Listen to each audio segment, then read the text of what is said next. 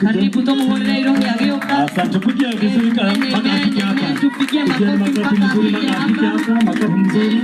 Haleluya. Mwathani Ngai turogoce. Bwana Yesu asifiwe. Uregadwa mokinye. Watu wa mokinye habari.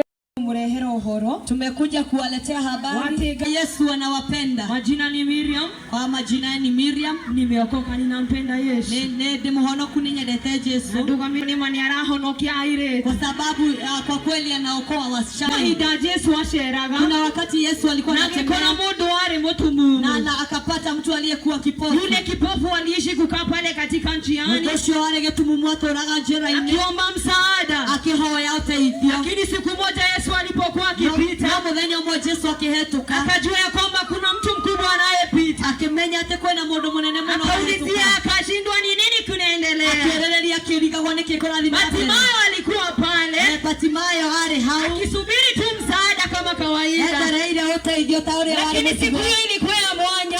Mudhenya sherehe. Yesu alikuwa anapita. Metodo Yesu Kristo ni hatoka. Bwana Yesu apewe sifa. Yesu anapita. Ili ukaanza kupaza sauti yako, mwambie Yesu mwana wa Mungu, nihurumie siku ya leo. Kando Yesu mwana wa Mungu anapita. Sijui kama utapitwa na wakati wa leo. Tumekuwa siku ya pili ni ya leo. Sijui kama kuna jambo umesikia. Sijui kama umejua huyu Yesu. Kwa tukumjulisha Bwana Yesu apewe sifa. Ndiye roho.